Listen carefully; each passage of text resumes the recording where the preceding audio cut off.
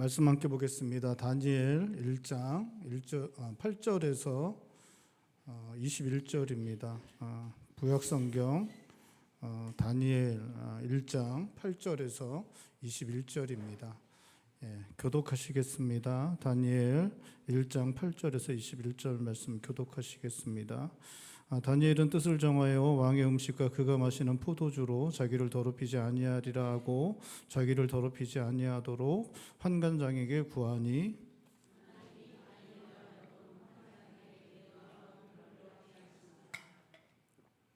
환관장이 다니엘에게 이르되 내가 내 주 왕을 두려워하노라. 그가 너희 먹을 것과 너희 마실 것을 지정하셨거늘 너희의 얼굴이 초췌하여 같은 또래의 소년들만 못한 것을 그가 보게 할 것이 무엇이냐. 그렇게 되면 너희 때문에 내 머리가 왕 앞에서 위태롭게 되리라 하니라.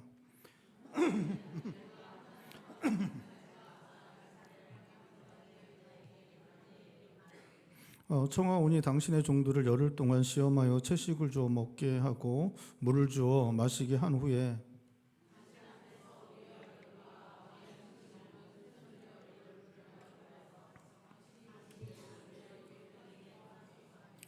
그가 그들의 말을 따라 열흘 동안 시험하더니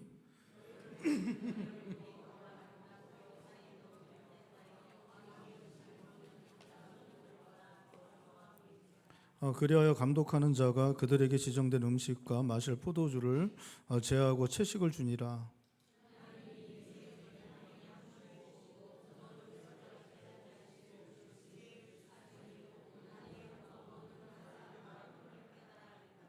왕이 말한 대로 그들을 불러들일 기한이 찼으므로 환관장이 그들을 느부갓네살 앞으로 데리고 가니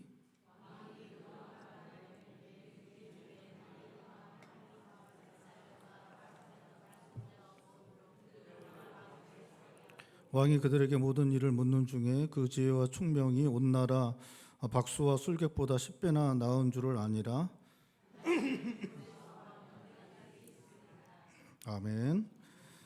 지나간 주에 살펴본 것처럼 요시야 왕은 남유다의 마지막 선한 왕이었고 개혁 군주였습니다. 요시야 왕은 율법책을 발견하고 율법책을 중심으로 남유다를 하나님 나라로 세우기 위해 힘을 쏟은 왕이었습니다. 하지만 요시야 왕은 39살 젊은 나이에 무기또에서 애국과의 전쟁 중에 너무나 허무하게 죽음을 당하게 되고 요시야 왕이 죽은 후에는 그 아들들이 왕위에 오르게 되는데 그 아들들이 통치하던 시기에 남유다는 멸망을 당하게 됩니다. 지나간 주에 말씀드린 것처럼 남유다가 멸망당하기 전에 바벨론의 느부갓네살이 쳐들어와서 남유다 백성들을 3번에 걸쳐서 포로로 끌려가게 되는데 첫 번째로 포로로 끌려갈 때가 요시야 왕의 아들 중에 두 번째로 왕위에 오르는 여호야김 왕 3년에 첫 번째로 이제 포로로 끌려가게 됩니다. 그리고 그때 이제 포로로 끌려가게 된 사람들 중에 오늘 본 말씀에 등장하는 다니엘과 세 친구가 이때 이제 포로로 끌려가게 됩니다. 다니엘과 세 친구는 바벨론의 포로로 끌려왔지만 인재로 선택되어서 바벨론 제국의 관리로 교육받게 됩니다. 제국의 관리로 교육받는 동안에 왕의 음식과 포도주 같은 최상의 그러한 것들이 이제 제공이 되지만 왕의 음식과 포도주는 이방신들에게 먼저 제물로 드려졌던 것이고 또 부정한 짐승들로 이렇게 음식으로 이렇게 요리가 될 수 있었기 때문에 유대인들이었던 이 다니엘과 세 친구는 그것으로 자기를 더럽히지 않기로 그렇게 뜻을 정하고 그것을 먹지 않겠다라고 그렇게 이제 환관장에게 청을 하게 됩니다. 우리 8절 말씀, 우리 오늘 본 말씀 8절 말씀 다시 한번 읽어보겠습니다. 8절입니다. 다니엘은 뜻을 정하여 왕의 음식과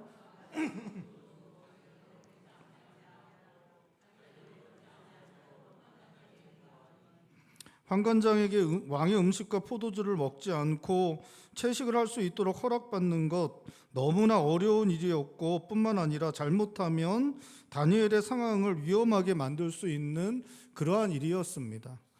이 일은 바벨론 왕의 명령을 거역하는 것이기 때문에 거절하는 것이 그 거절당하는 것이 너무나 당연한 것이었습니다. 10절에 보면 이 환관장이 왕이 지정했다라고 그렇게 말을 하고 있습니다. 음식도 포도주도 왕이 지정한 것이다라고 그렇게 말하고 있는데, 거의 신적 권력을 가지고 있던 바벨론의 느부갓네살 왕이 지정한 것을 거역하는 것은 환관장이 할 수 없는 일이었습니다. 그렇기 때문에 이렇게 청하는 것은, 이것은 거의 이제 거절당하는 게 너무나 당연한 것이었고, 또 뿐만 아니라 이것은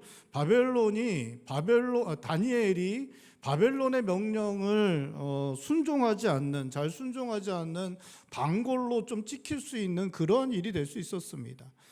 다니엘도 또 세 친구도 당시는 그 잡혀온 포로 신분으로 완전히 보장될 수 없는 너무나 불안한 상태였습니다. 뭐 좀만 잘못해도 인재로 이렇게 양성되는 그러한 교육기관에서 쫓겨날 수 있었고, 거기서 쫓겨나면 노예 생활하고, 또 그리고 뭐 잘못하면 목숨까지도 잃을 수 있는 그런 상황이었는데, 이럴 때 잘 순종하지 않는, 말 잘 안 듣는 반골로 이렇게 찍히게 되면 이것은 너무나 위험한 그러한 상황이 될 수밖에 없었습니다.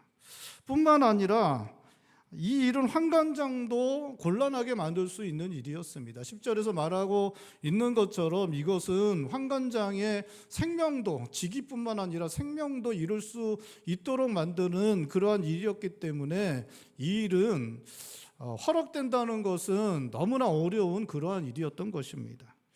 다니엘이 왕의 음식과 포도주를 먹지 않기로 정한 뜻대로 행하는 것 청한다고 환관장이 들어줄 만한 일도 아니었고, 다니엘의 처지만 나빠질 수 있는 아주 위험한 일이었습니다. 하지만 다니엘은 하나님 앞에서 자신을 더럽히지 않기 위해 왕의 음식과 포도주를 먹지 않기로 뜻을 정한 대로 환관장에게 그렇게 행하게 해달라고 청하고 있는 모습, 오늘 성경은 보여주고 있습니다. 다니엘의 청을 들은 환관장은 예상한 대로 10절에 자신이 책임을 져야 하고 자신의 직위뿐 아니라 생명도 위험해질 수 있기 때문에 그 청을 허락해 줄 수 없다고 그렇게 말해 줍니다. 환관장이 허락해 줄 수 없다고 하니까 다니엘은 뜻을 굽힐 만도 한데 자기가 믿음으로 정한 뜻을 굽히지 않습니다. 이게 딱 제가 말씀드린 것 잘 들으면 이게 이제 설명 듣기만 해도 너무 어렵다고 그렇게 생각이 되죠. 그렇죠?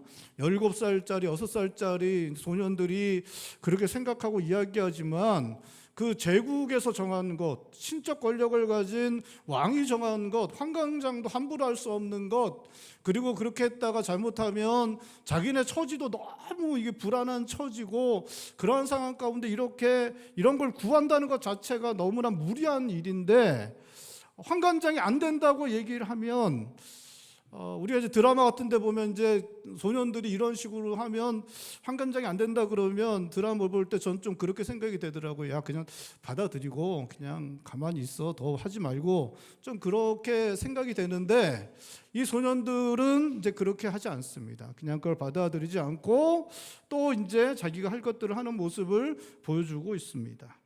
그만큼 했으면 믿음 지키기 위해 할 만큼 한 것이다라고 생각하고 더 이상 아무것도 하지 않는 그러한 모습을 보여주지 않습니다. 환관장이 허락하지 않으니까 이 아이들이 환관장에게 한 가지 청을 하고 있습니다. 우리 12절, 13절인데 우리 한 목소리로 12절, 13절 말씀 한 목소리로 읽겠습니다. 청하오니 당신의 종들을 열흘 동안 시험하여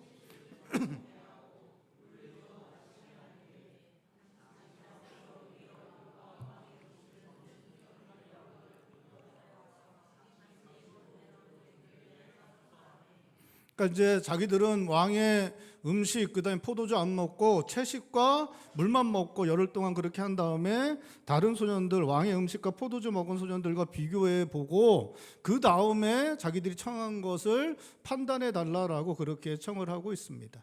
환관장은 이제 그 청을 이제 받아들입니다. 그럼 뭐 그렇게 해 줄 수 있다라고 생각을 하고 그 청을 받아들이고 있습니다. 다니엘과 세 친구들은 믿음으로 뜻을 정하고 그 뜻대로 실제로 행했는데 그것이 가로막히게 되니까 그 뜻대로 행하기 위해서 밀어붙이지 않습니다. 그러니까 그냥 그다음 그래요, 그러면 우리는 믿음을 지키기 위해서 금식하겠습니다, 이제 안 먹고 그냥 버티겠습니다라고 그렇게 할 수 있는데 그렇게 하지 않습니다. 그리고 뭐 만약에 자기들이 청한 대로 안 됐다면 그렇게 했겠죠, 그렇죠? 이렇게 청했는데 열흘 동안 하게 해달라고 했었는데 안 됐다면 그렇게 했을 것입니다. 뭐 끝까지 안 먹었을 거라고 이제 생각이 되지만 어쨌든 처음에는 이 아이들은 과격하게 행하지 않습니다. 그렇다고 해서 자기의 뜻을 거두지도 않습니다. 믿음으로 살기로 결정한 자기의 뜻을 거두지도 않습니다. 할 만큼 했으니까, 내가 믿음으로 살기 위해서 할 만큼 했으니까 이젠 됐어, 이제는 하지 않을 거야 라고 그렇게 하지도 않습니다. 그 아이들이 한 것은 설득력 있는 방법을 찾아낸 것입니다. 9절에 보면 하나님께서 다니엘과 세 친구들을 환관장에게 은혜와 궁유를 얻게 하였다라고 말씀하고 있습니다. 이 말씀은 하나님께서 환관장의 마음을 움직이셔서 다니엘과 세 친구를 향해 은혜의 마음, 궁휼히 여기는 마음을 갖게 하셨다는 말씀이기도 하지만, 이 말씀은 다니엘과 세 친구도 환관장 앞에서 예의 바르게 지혜롭게 행동하였음도 말해주는 것입니다. 여러분, 이 하나님께서 이 아이들을 이 환관장이 예쁘게 보고 사랑스럽게 여기도록 하셨다라고 이렇게 말씀은 하고 있지만, 여러분, 이 아이들이, 죄송합니다, 제가 이 아이들이 싸가지 없게 행동했다면 그 환관장이 이 아이들을 갖다가 예쁘게 보진 않았을 것입니다. 그냥 막 하고 말도 안 듣고 그냥 잘난 척하고 그냥 막 되는 대로 행동했다면 이 환관장이 이 아이들을 예쁘게 보지 않았을 것입니다. 하나님께서 물론 환관장의 마음을 넓혀주시고 이 아이들에게 사랑하는 마음을 품을 수 있도록 그런 마음을 주신 것도 맞지만, 이 아이들이 예의 바르게 행동하고 겸손하게 행동하고 환관장의 이야기대로 잘 순종하는 모습을 보여주었기 때문에, 신실하게 성실하게 사는 모습을 보여주었기 때문에 이 환관장이 이 아이들에게 은혜 베푸는 마음, 궁휼히 여기는 마음을 품을 수 있었던 것입니다. 다니엘과 세 친구들은 믿음으로 정한 것이라고 하면서, 믿음으로 정한 것은 하나님 앞에서 옳은 것이니까 그렇게만 하면 된다고 앞뒤 가리지 않고 밀어붙이지 않았습니다. 다른 것 신경 쓰지 않고 믿음으로 정한 뜻만 이루면 된다는 식으로 행동하지도 않았습니다. 자신들이 믿음에 정한 것이 막히자 할 만큼 했다고 하면서 포기하지도 않았습니다. 다니엘과 세 친구들은 함께 살아가는 사람들에게 예의 바르게 또 지혜롭게 행함으로 마음을 얻었고, 믿음으로 행하려는 일이 막히게 되자 설득력 있는 방법을 찾아내었습니다. 결국 다니엘과 세 친구들은 자신들이 믿음으로 뜻을 세운 대로 왕의 음식과 포도주를 마시지 않을 수 있었습니다. 자기를 더럽히지 않을 수 있었습니다. 우리가 믿음으로 뜻을 정하고 그 뜻대로 살아가는 것이, 믿음으로 뜻을 정한 것을 위해서는 다른 것 신경 쓰지 않고 고집스럽게 밀어붙이는 것을 말하는 것이 아닙니다. 믿음으로 행하는 것이 하나님 앞에서 옳은 것이기 때문에 받아들이지 않는 세상이 잘못이라고 하면서 밀어붙이는 것 외에는 아무것도 하지 않으려는 것은 바람직한 믿음의 모습이 아닙니다. 할 만큼 했다고 포기해버리는 것도 바람직한 모습은 아닙니다. 물론 우리가 결기 있는 모습으로 우리가 나타나야 할 때도 있습니다. 우리가 단호하게 행해야 될 때도 있습니다. 하지만 모든 것은 그런 것은 아닙니다. 대부분은 우리가 믿지 않는 사람들에게 설득력 있는 모습으로 다가가야 하는 것입니다. 여러분, 우리가 세상에서 살아갈 때에 우리가 믿음으로 살려고 하면 세상 사람들과 갈등 또 방해 받는 일들이 많이 일어나게 됩니다. 그럴 때 우리가 해야 되는 것은 우리의 삶에서 말과 행동, 그리고 우리의 삶의 모습들이 설득력 있게 사람들에게 다가가는 것, 이것을 우리가 먼저 해야 하는 것입니다. 직장이나 살아가는 삶의 현장에서 세상 사람들과의 관계 안에서 일어나는 일은 두 번째 치더라도 가정 안에서 먼저 우리는 함께 살아가는 믿지 않는 가족들에게 설득력 있는 모습으로 다가갈 수 있어야 됩니다. 믿지 않는 부모님, 믿지 않는 남편과 아내, 믿지 않는 자녀들, 그들과 함께 우리가 믿음의 삶을 그들과 함께 살아가면서 살아갈 때 우리는 그들에게 설득력 있는 모습으로 다가가야 합니다. 하고 싶은 대로 막 하면서 하고 싶은 대로 막 하면서 내가 믿음으로 살려는데 엄마 아빠가 이해해 주지 않으면 다 엄마 아빠 잘못이라고 생각하면서 그래 뭐 호족 파진 뭐 이런 식으로 해서는 안 되고, 여러분 먼저 부모님께 성경의 말씀대로 부모님께 온전히 순종하는 모습으로 나타나야 하는 것입니다. 믿지 않는 남편에게, 믿지 않는 아내에게 훨씬 더 순종할 줄 알고 사랑으로 섬길 줄 알아야 하는 것입니다. 자기의 믿음의 결단, 믿음으로 정한 것을 행하려면 먼저 그들에게 믿음의 삶이 어떤 것인지를 설득력 있게 그들에게 다가가 말하고 행동하는 모습을 보여줄 수 있어야 하는 것입니다.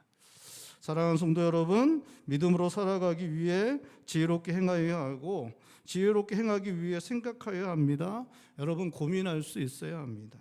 우리 주님도 제자들 보내시면서 뱀처럼 지혜로워야 하고 비둘기처럼 순결해야 한다고 말씀하십니다. 믿음으로 살고 하나님 앞에서 뜻을 정하여 살려면 세상 사람들의 마음을 열고 관계를 얻기 위해서 예의 바르게 행하고 사유롭게 행하고 지혜롭게 행하여야 합니다. 우리가 믿음으로 행할 때 그것을 설득력 있는 방법으로 행하여야 하는 것입니다.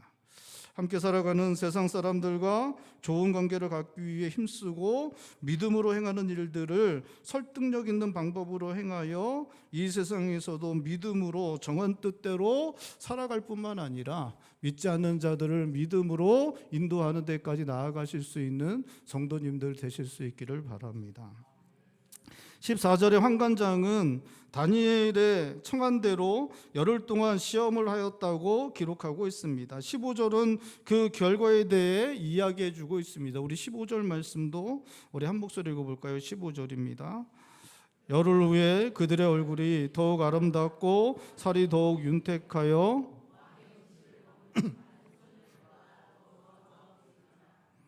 열흘 동안 자기들이 원하는 대로 왕의 음식 먹지 않고 채식을 한 다니엘과 세 친구는 놀랍게도 얼굴이 더욱 아름답고 살이 더욱 윤택하게 되었다라고 그렇게 말하고 있습니다. 다니엘과 세 친구의 얼굴에 살이 붙고 건강해졌다라고 말하고 있는 것입니다. 전쟁 겪고 포로로 끌려오는 동안에 다니엘과 세 친구는 살이 많이 빠져 있었을 것이 분명합니다. 제대로 영양분을 섭취하지 못해서 마르고 허약해져 있었습니다.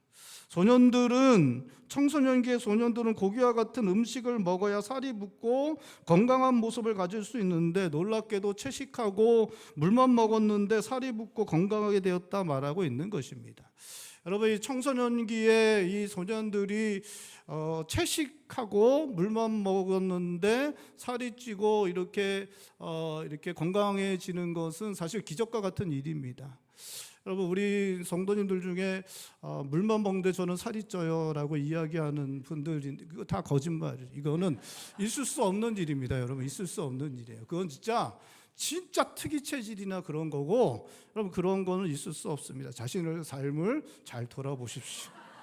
뭔가를 먹고 있을 겁니다. 여러분, 이거는 청소년기에 고기나 단백질 같은 걸 먹지 않고 채식과 물만 먹었는데 살이 붙고 건강해진다는 것, 이것은 정말 기적과 같은 일입니다. 이게 하나님께서 기적을 이 아이들에게 행하신 것입니다. 다니엘과 세 소년이 채식과 물만 먹고 더욱 건강한 모습을 갖게 되니까 감독하는 사람은 그들에게 그들이 원하는 대로 채식을 주어 먹게 합니다. 다니엘과 세 친구가 하나님 앞에서 믿음으로 정한 뜻대로 그 일들을 행하게 되는 일들이 일어나게 된 것입니다. 그리고 17절 말씀 보면 또 하나 하나님께서 그들에게 행하신 일에 대해 기록하고 있습니다. 우리 17절 말씀도 한 목소리로 읽어볼까요? 17절입니다. 하나님이 이 네 소년에게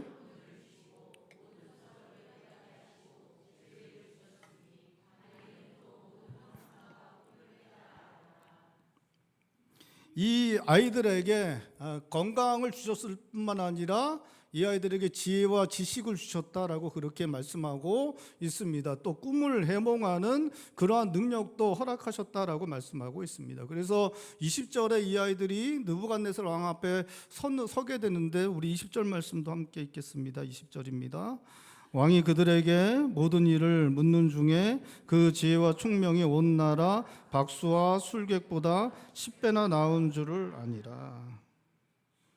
하나님 앞에서 자신을 더럽히지 않으려고 뜻을 정하여 왕의 음식과 포도주를 먹지 않은 다니엘과 친구들에게 하나님께서 건강을 허락하여 주셨습니다. 좋은 체력을, 다른 소년들보다 좋은 체력을 주신 것입니다. 여러분, 체력은 너무나 중요한 것입니다. 이게 이렇게 그 공부하는데도 그렇고 일하는데도 그렇습니다. 저도 이제 30대 중반에 청년부를 이제 맡은 적이 있었는데, 여름 되면 뭐 단기 선교 갔다 오고 낙도 선교 갔다 오고 수련회 하고 또 애들이 여기 가자 저기 가자 해서 갔다 오다 보면 체력이 이렇게 방전이 되더라고요. 그러니까 일할 때 인생 살아갈 때 체력은 너무나 중요한 것입니다.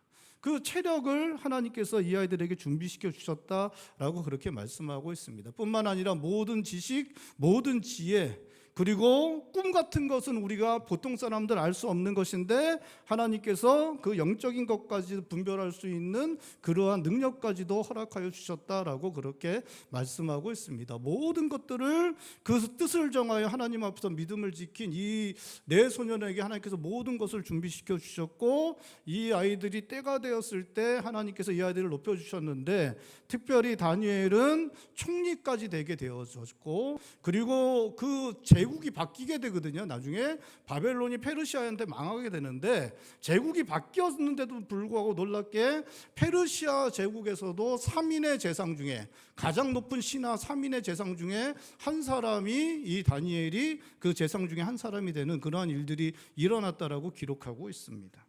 하나님 앞에서 자기를 더럽히지 않기 위해 자기를 지켜낸 다니엘을 하나님께서 준비시켜 주셨고 높이셨습니다. 그를 높이 들어 사용하셨습니다.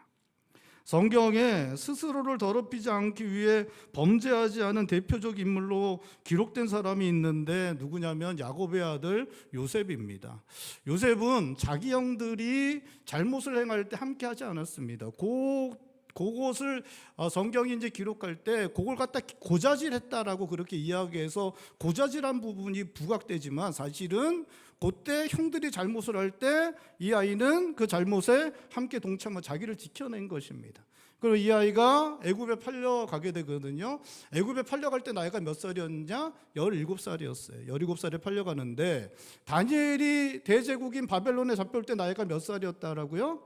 16살에서 17살 정도 되었습니다. 그러니까 놀랍게도 거의 비슷한 상황인데, 애굽에 이제 팔려왔을 때, 형들에게 팔려서 왔을 때, 이 아이가 팔려온 데가 이제 바로의 씨나 보디발의 집에 이제 오게 되거든요. 와서 거기서 이제 살게 되다가 그 아줌마가, 그 보디발의 아내가 이 아이를 이제 성적으로 유혹하게 됩니다. 이 청년을 성적으로 유혹하게 되는데, 이 유혹은 성적인 유혹일 뿐만 아니라 권력에 의한 강압이기도 했습니다. 그러니까 노예였고 주인이었기 때문에 권력에 의한 강압이기도 했지만, 이 청년 요셉은 그것을 다 물리칩니다. 하나님 앞에서 범죄하지 않게, 자기를 더럽히지 않게 하기 위해서, 범죄하지 않기 위해서 그것을 이제 물리치게 되죠. 물리치고 났을 때 하나님께서 이 아이를 이 요셉을 이제 감옥에 이제 가게 하시는데, 감옥에 가서도 그 안에 있는 모든 재반 사물을 관리하게 됩니다. 그러니까 보디발의 집에서도 관리자가 됐고, 감옥에 들어가서도 관리자가 됐고, 그리고 나서 그렇게 13년의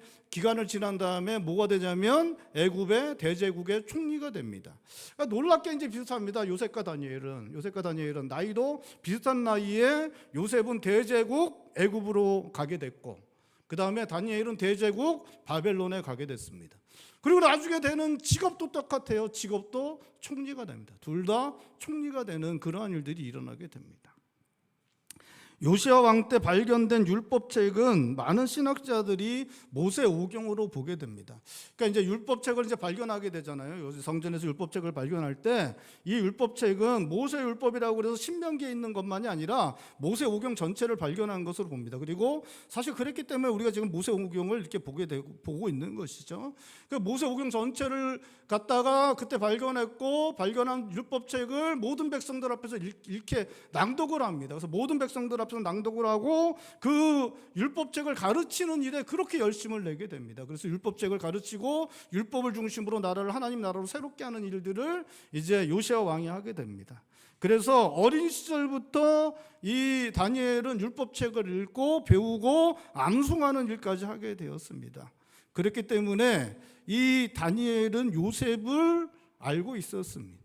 요셉의 이야기를 알고 있었습니다. 우리가 요셉의 이야기를 알고 있는 것처럼 이 다니엘도 요셉의 이야기를 잘 알고 있었습니다.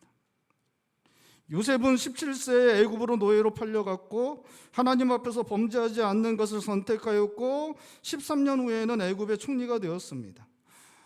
17세에 다니엘도 바벨론으로 잡혀왔고 잡혀온 다니엘은 요셉처럼 하고 있습니다. 요셉처럼 다니엘도 자기를 더럽히지 않았습니다.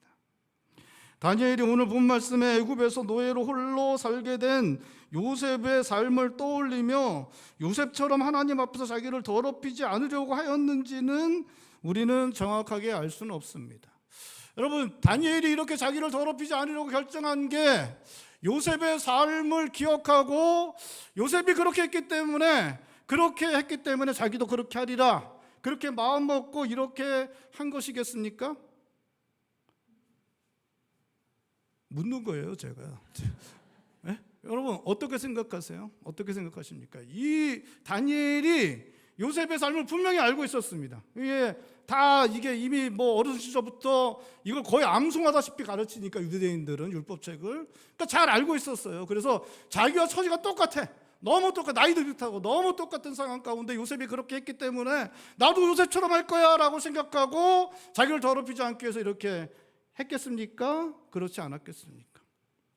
잘 모르죠. 잘 모릅니다. 우리는 정확하게 알 수는 없습니다. 그런데 확실한 것은 다니엘도 요셉처럼 자기를 더럽히지 않으려고 뜻을 정하여 행하였고 그렇게 하나님께서는 다니엘을 요셉처럼 그렇게 높여주시고 있습니다. 다니엘은 요셉의 길로 가고 있습니다. 우리가 자녀들에게 하나님의 말씀을 가르치고 읽게 하고 암송하도록 하는 것은 너무나 필요한 일이고 중요한 일입니다. 우리가 인생을 살아가다 보면 우리들에게 가장 필요한 것 중에 하나가 문제 해결 능력입니다. 그렇죠? 문제는 끊임없이 일어나죠. 문제가 없는 인생이 어디 있겠습니까? 어려움은 계속해서 주어질 수밖에 없습니다. 우리는 죄악된 본성 가운데 있고 함께 살아가는 사람들도 죄악된 본성 가운데 있고 그렇기 때문에 문제는 계속해서 일어나게 됩니다. 죄악된 본성으로 말미암아 우리의 삶은 왜곡되고 우리 육체도 계속 부패되어지는 게 계속 우리의 육체의 모습입니다. 그렇기 때문에 어려움들, 문제들은 계속해서 나타나요. 가족들이 많이 생기면 가족들도 다 죄인이고 죄의 영향력 아래 그 육체가 계속 부패가 일어나기 때문에 건강의 문제는 계속해서 생겨날 수밖에 없습니다. 인생의 어려움들, 죄의 결과로 말미암아 세상의 사건, 사고, 문제들, 어려움들 악한 동기로 이루어지고 악하지 않아도 그냥 여러 가지 부조리한 일들이 계속 일어날 수밖에 없는 것이 세상이기 때문에 우리는 어려움을, 문제를 계속해서 만날 수밖에 없는 것이 우리 인생입니다. 그렇기 때문에 우리가 시간이 지나고 나이가 들고 어른이 되어 갈수록 더 많은 문제들을 만날 수밖에 없고 그렇기 때문에 필요한 게 문제 해결 능력입니다. 문제 해결 능력, 그것이 가장 중요한 것이죠. 사람이 살아갈 때 가장 중요한 것입니다. 우리 인생은 살아갈 때 다니엘 같은 상황을 만날 수 있습니다. 앞으로 나갈 수도 없고 뒤로 돌아갈 수도 없고 사방은 꽉 묶였고 문제 해결의 그런 여러 가지 것들이 아무것도 보이지 않는 그런 상황에 처할 수 있는 것, 우리 삶 가운데 언제든지 일어날 수 있는 일입니다. 여러분, 그럴 때 우리가 어떻게 해야 하겠습니까? 그럴 때 우리가 할 수 있는 것, 우리의 영적 상상력을 동원하고 창의력을 동원해서 방법을 찾아내는 것, 문제 해결 방법을 찾아내는 것, 우리가 해야 하는 일입니다. 어떤 사람은 자기의 영적 상상력 또 창의력을 동원해서 문제 해결 방법을 찾아내고 길을 열어서 그 길로 나아가는 사람들이 있는가 하면 조그만 문제 앞에서 어쩔 줄 모르고 뒤로 넘어지고 아무것도 하지 않고 그 문제에 매몰돼서 그냥 그렇게 시간을 흘려보내는 그러한 사람들이 있습니다. 여러분, 우리의 영적 상상력, 창의력, 그것들을 만들어낼 수 있는 그러한 가장 중요한 보물과 같은 것이 될 수 있는 것이 바로 성경 말씀입니다. 하나님의 말씀, 믿음의 사람들의 이야기, 하나님께서 우리들에게 해주신 이야기, 하나님께서 역사하신 것들, 또 살아계신 그 하나님을 향한 믿음, 이러한 것들이 우리의 삶 가운데 다니엘과 같은 상황에 처했을 때 방법들을 만들어내고 문제를 해결할 수 있는 그러한 영적 상상력과 창의력을 우리들에게 제공해 주는 것, 그것이 바로 성경 말씀입니다. 여러분들도 안 늦었습니다.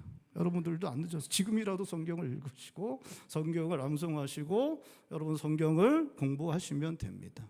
뿐만 아니라 여러분의 자녀들에게 반드시 말씀을 읽히십시오. 여러분 공부 가르치는 거 너무 중요하죠. 공부하는 거 너무 중요합니다. 여러분 열심히 가르치셔야죠. 정말 중요합니다. 하지만 여러분 그것보다 더 중요한 것은 문제 해결 능력이고, 문제 해결 능력에 가장 중요한 역할을 하는 것이 바로 성경이 될 수 있습니다. 하나님 말씀을 자녀들에게 가르치시고 그 말씀을 통하여 자녀들이 영적 상상력, 창의력을 가지고 자기에게 주어진 인생의 문제들을 해결하며 나아가는 일들이 나타날 수 있기를 바랍니다. 다니엘과 세 친구는 나라를 잃었습니다. 자기를 지켜주고 보호해주고 힘이 되어줄 수 있는 나라가 없어졌습니다. 얼마 전에 우리나라 기술자들이 미국에 이렇게 억류되었을 때 이런 일이 일어나서는 안 되고 참 너무 애석하고 그렇긴 하지만 저는 풀려나고 이렇게 전용기까지 가서 이렇게 데리고 오고 이런 걸 보면서 그래도 참 그 사람들 나라가 있으니까, 또 저도 그렇고 이렇게 든든한 나라가 있으니까 그래도 참 위로가 되는 그런 장면이었던 것 같습니다. 돌아오고 또 이제 가족들 나가고 또 뭐 정치인들이 나가서 뭐 이렇게 해주고 하는 걸 보면서 그 나라가 있다는 게, 좀 힘 있는 나라가 있다는 게 얼마나 든든한 건가 좀 이렇게 생각할 수 있는 그런 시간이었던 것 같습니다. 여러분 나라가 없다면 그 처지가 얼마나 힘들고 어려웠겠습니까? 근데 이 아이들이 나라를 잃게 되었습니다. 자기들을 보호해주고 힘이 되어줄 수 있는 나라가 없어져 버렸습니다. 어린 나이에 나라를 잃고 타국에서 살아남으려면 마음은 독해져야 하고 어떤 때에도 자기 이익을 우선하는 것 너무나 당연한 일이 될 수 있습니다. 다니엘과 세 친구는 바벨론 사람들에게 인정받기 위해 수단 방법을 가리지 않을 수 있었고 그래야만 했습니다. 비록 포로로 끌려왔지만 이제 3년간 교육받고 인정받게 되면 바벨론 대제국의 고위 관리가 될 수도 있었습니다. 자신의 나라는 없어졌지만 바빌론의 고위 관리가 되면 살아남을 수 있었고, 어쩌면 대제국 바벨론에서 고향 땅에서보다 더 풍요롭고 부족함 없는 삶을 살아갈 수 있었습니다. 그리고 실제로 다니엘은 바벨론의 2인자가 되는데, 이거는 이스라엘의 왕과는 비교도 되지 않을 정도로 엄청난 권력과 부를 누릴 수 있는 자리였고, 거기까지 다니엘이 올라갈 수 있었던 것입니다. 바벨론은 대제국이었습니다. 정치, 경제, 문화 여러 면에서, 모든 면에서 찬란한 문명을 이루어낸 곳이었습니다. 수많은 민족들이 모여 살아가던 곳이었습니다. 엄청난 규모의 건축물과 잘 닦여진 거리가 있었고, 세계 7대 불가사의라고 불리우는 공중정원이 있던 곳, 그곳이 바로 바벨론이었습니다. 남유다 예루살렘은 바벨론 제국과 비교한다면 보잘것없는 것이었습니다. 너무나 작은 나라, 작은 도시에서 살던 소년들이 문명이 고도로 발전된 대주국에서 살게 된 것이었습니다. 성경에서는 다니엘을 흠이없고 아름답고 똑똑하고 좋은 이야기 많이 하였지만 솔직히 말하면 촌놈들이었습니다. 그래서 바벨론 제국에 가면, 그 도시에 가면, 공중정원이 있는 그 엄청난 대도시에 가서 눈을 어디에 둘지 몰라 하며 그렇게 그 도시를 바라보며 감탄만 할 수밖에 없는 상황에 있던 아이들이 바로 이 다니엘과 세 친구들이었습니다. 그 대도시에 대제국을 이루고 수많은 민족의 사람들이 오고 그 엄청난 학문과 기술과 그 문명이 펼쳐지던 곳, 그것이 바로 바벨론이었고, 그곳에 그 앞에 서 있던 아이들이 바로 이 다니엘과 세 소년이었습니다. 바벨론에 살아남으려면 바벨론의 문명을 받아들이고 그 사람들처럼 되어야 했습니다. 그들의 언어, 그들의 학문, 그들의 지식, 그들의 삶의 방식을 받아들여야 했습니다. 대제국의 시민이 되는 것, 바벨론 사람처럼 되는 건 너무나 필요한 것이었습니다. 그런데 다니엘과 세 친구는 바벨론 사람처럼 되는 것이 아니라 하나님 나라의 백성으로 자기를 구별하는 것을 먼저 선택하고 있습니다. 율법을 지킴으로 스스로를 하나님 백성으로 구별하는 것, 바벨론의 시민이 되는 것보다, 바벨론 사람들처럼 되는 것보다 하나님 백성으로 구별되는 것, 그것을 먼저 선택하고 있는 것입니다. 다니엘과 세 친구는 요셉의 길을 선택합니다. 바벨론 사람들처럼 바벨론 사람들에게 인정받으려는 것이 아니라 하나님 백성이 되고 하나님께 인정받으려고 했던 요셉의 길을 선택한 것입니다. 그들은 대제국 바벨론에서, 페르시아에서, 이방 땅에서 하나님의 백성으로 살 수 있었습니다. 하나님께서 그들을 형통케 하여 주셨습니다. 하나님께서 그들을 높여주셨습니다. 하나님의 이름이 이방 땅에서도 높임받으시는 일에 다니엘과 세 친구가 사용되는, 하나님의 이름이 한 번도 불려져 본 적이 없는 그 이방 땅에서 하나님의 이름이 높여지는데 사용되어지는 그러한 삶을 다니엘과 세 친구는 살 수 있었습니다. 우리가 살아가는 세상은 기술의 발전으로 말미암아 그 어떤 때보다 너무나 빠르게 변하고 있습니다. 스마트폰이 이렇게 개발이 되고 그리고 컴퓨터를 이제 우리가 다 한 대씩 갖고 다니잖아요. 지금 갖고 다니면서 너무나 많은 이렇게 변화가 있었습니다. 저도 결국 그 변화를 갖다가 거부하지 못하고 올해 카카오톡에 제가 가입을 했습니다. 견디다 못하고 결국은 카카오톡에. 저는 아직도 은행 업무는 은행에 가서 보고 있습니다. 뭐 이게 돈을 송금하고 그거 하지 않습니다. 그렇습니다. 그냥 그렇다고요. 저는 그렇습니다. AI가 이렇게 발전하고 뭐 이렇게 AI한테 가서 묻고 뭐 얘기하고, 처음에 이제 몇 년 전에만 해도 그렇게 할 때 AI가 바보같이 대답해서 웃고 그랬었는데 지금은 사람보다 훨씬 더 똑똑합니다. 이 발전 속도가 정말 엄청나게 발전이 되고 있습니다. 이 발전 속도를 정말 따라가지 못할 것 같습니다. 여러분, 세계는 하나가 되어 버렸습니다. 전 세계에서 일어나는 일들을 우리가 언제나 이렇게 알아야 하고 또 그것에 이렇게 영향을 받으며 우리는 살아가고 있습니다. 옛적에 우리나라 사람들은 그냥 농사 지으면서 자기 동네에서만 이렇게 살았습니다. 자기 동네에서 아침에 일어나서 가서 이제 뭐 새벽에 일어나서 이제 할 일하고 들어와서 이제 쉬다가 또 저녁에 나가서 농사 짓고, 그래서 평생을 한 가지 직업 가지고 살아왔습니다. 그냥 그렇게 살아가는 게 동네 전부였습니다. 저 어렸을 때만 해도 제가 인천에 독쟁이 살았는데, 저 독쟁이 너머에 이렇게 보면 이제 독쟁이 뭐 잘 알지 못하니까 말씀드려도 잘 모르겠네요. 어쨌든 동네 여기서 보면 저 끝을 넘어가면 뭐 뭘까? 그게 신기했었거든요. 그 넘어가 본 적이 없어서 어렸을 때 그랬었습니다. 우리는 그냥 우리 지역이 요 마을이 전부였던 그런 시대를 살았던 사람들이었습니다. 그런데 지금은 아침에 일어나면 스마트폰을 이렇게 보면서 미국에서 무슨 일이 일어났나를 이렇게 생각하고, 옛날에는 고위직들이나 주식하던 사람들이나 경제의 전문가들이나 하던 일들을, 여러분, 우리가 언제부터 세계를 갖다 돌아봤습니까? 그렇죠? 예. 근데 아침에 일어나면 우크라이나에서 뭐가 일어나는지, 이스라엘에서 어떤 일이 일어나는지, 트럼프가 도대체 무슨 일을 하고 있는지 우리가 그거에 관심을 기울이고 그것에 영향을 받으며 살아가는 그런 시대가 되어버렸습니다. 이렇게 빠르게 변화되는 세상, 이렇게 넓어진 세상, 그냥 한 마을 한 공동체에서만 살아가던 우리가 전 세계를 바라보며 전 세계의 변화에 그렇게 그 영향을 받으며 살아가는 그러한 세상은 우리에게 살아남아야 하는 처지와 함께 새로운 기회들을 주고 있습니다. 우리는 어떻게든 변화를 받아들여야 하고 그 변화 속에서 살아남아야 하고 새로운 기회들을 통해 우리의 삶을 더욱 좋은 삶으로, 풍요로운 삶으로 만들어 가야 합니다. 빠르게 변화되는 세상에서 세상의 변화를 받아들이고 세상처럼 되는 것은 너무나 필요한 일입니다. 우리는 세상의 변화를 받아들여야만 합니다. 여러분 세상의 변화를 여러분 카카오톡에 가입하세요. 여러분 세상의 변화를 받아들여야 합니다. 여러분 세상의 변화를 받아들이고, 왜 웃으시죠?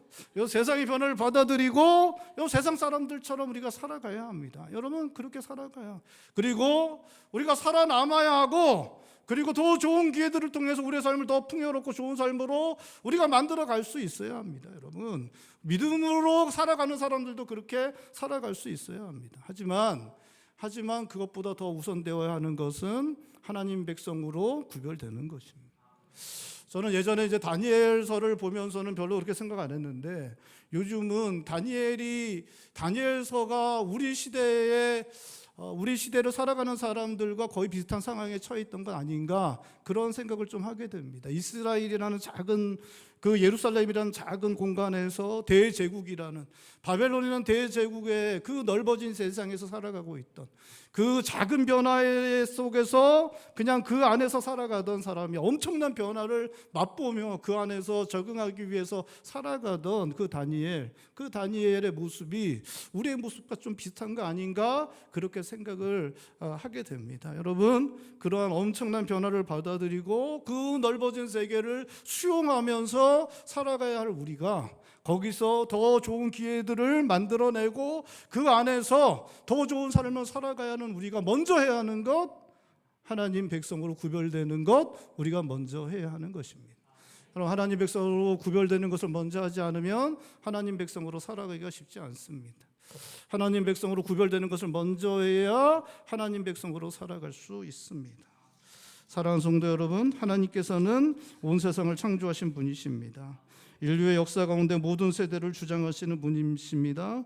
하나님께서는 우리 인생의 모든 것을 주장하시는 분이시고 언제나 우리를 보호하시고 인도하시고 우리의 길을 열어주시고 형통을 허락하시는 분이 바로 하나님이십니다. 인생의 형통함을 허락하시는 분이 바로 하나님이십니다.